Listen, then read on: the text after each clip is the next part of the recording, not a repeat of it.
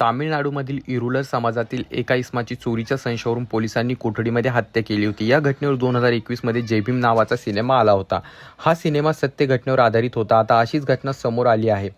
पुन्हा एकदा तामिळनाडू पोलिसांचा राक्षसी चेहरा उजेडात आला आहे। पोलीस कोठडीमध्ये मुलगा आणि वडिलांच्या मृत्यूप्रकरणी 9 पोलिसांना जय फाशीची शिक्षा सुनावण्याचा ऐतिहासिक निर्णय तामिळनाडूच्या मदुरै सेशन कोर्टाने दिला आहे। तामिळनाडूमध्ये पोलीस कोठडीमध्ये 19 जून 2020 रोजी लॉकडाऊनच्या काळात दुकान उघडं ठेवून बाप आणि मुलाला पोलिसांनी ताब्यात घेतलं होतं। पोलीस कोठडीमध्ये 2 दिवसांनी मुलाचा मृत्यू झाला होता, तर 3 दिवसांनी वडिलाचा मृत्यू झाला होता। या प्रकरणी 6 वर्षानंतर न्यायालयाने निर्णय दिला आहे। या प्रकरणी 9 पोलिसांना दोषी ठरवत जे आहे दुर्मिळ खटला असल्याची नोंद करत पोलिसांनी आपल्या पदाचा गैरवापर करून दोघांचा जीव घेतला असा निर्णय न्यायालयाने दिला आहे।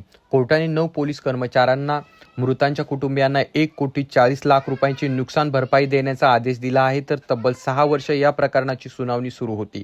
या प्रकरणात एकूण 10 पोलीस कर्मचारी आरोपी होते। यामधील 1 पोलिसाचा मृत्यू कोविड काळातच झाला होता।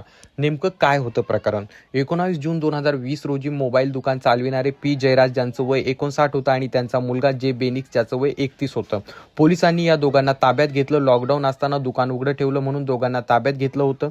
दोघांना सतानकुलम पोलीस स्टेशन इथं आणण्यात आलं। दोघांना न्यायालयात हजर केले असता न्यायालयीन कोठडी सुनावण्यात आली होती। न्यायालयीन कोठडी असताना दोघांचा मृत्यू झाला। मृतांच्या कुटुंबियांनी पोलिसांवरती गंभीर आरोप केले होते। दोघांना पोलिसांनी रात्रभर मारहाण केली। त्यांच्या शरीरावरती गंभीर वर्ण होते।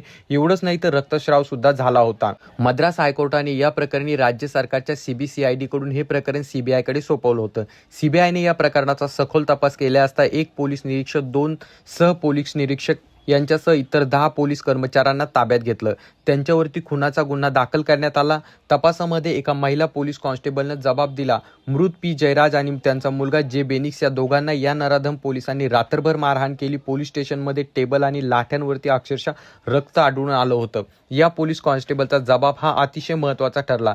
प्रथम अतिरिक्त जिल्हा आणि सत्र न्यायाधीश जी मुथुकुमारन यांनी CBI कडे केलेल्या तपासातील मुद्दे ग्राह्य धरले। पोलिसांनी नियोजन पद्धतीने रात्रभर दोघांना मारहाण केली, त्यामुळे या पोलिसांना कडक शिक्षा झाली पाहिजे अशी मागणी केली। धक्कादायक म्हणजे पोलीस स्टेशनमधील CCTV फुटेज दररोज डिलीट होत होते, त्यामुळे महत्त्वाचा पुरावा हाती लागला नाही। या प्रकरणामध्ये नराधम पोलीस कर्मचारी नेमके कोण कोण होते?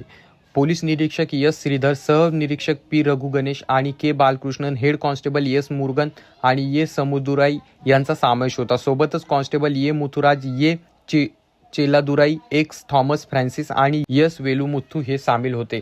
या प्रकरणातला 10वा पोलीस आरोपी स्पेशल सह निरीक्षक पॉल दुराई याचा सुनावणी सुरू असतानाच कोरोना काळात मृत्यू झाला होता। तर मित्रांनो, हे प्रकरण होतं जे एकदम जय भीम चित्रपटासारखं होतं, ज्यामध्ये पोलिसांनी आपल्या पदाचा दुरुपयोग करत 2 निष्पाप जीवांचा जीव घेतला। तर याबाबत तुमचं काय मत आहे खाली कमेंटमध्ये नक्कीच सांगा।